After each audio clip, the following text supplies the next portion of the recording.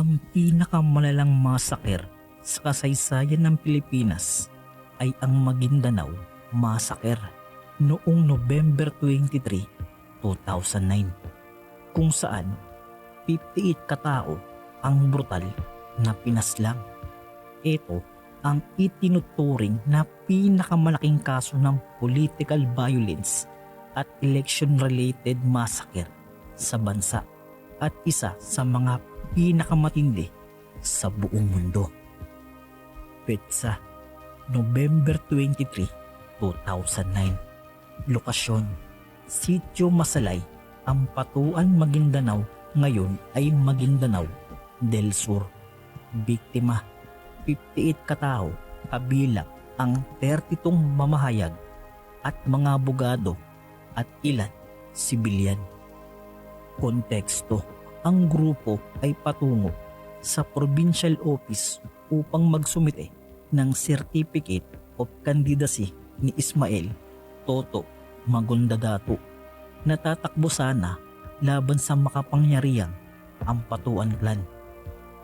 Pangyayari, hinarang sila ng mga armadong tauhan na konektado sa Ampatuan Political Clan. Dinukot at pinaslang ang ilan ay inilibing gamit ang bakho na pag-aari ng pamahalaang panglalawigan.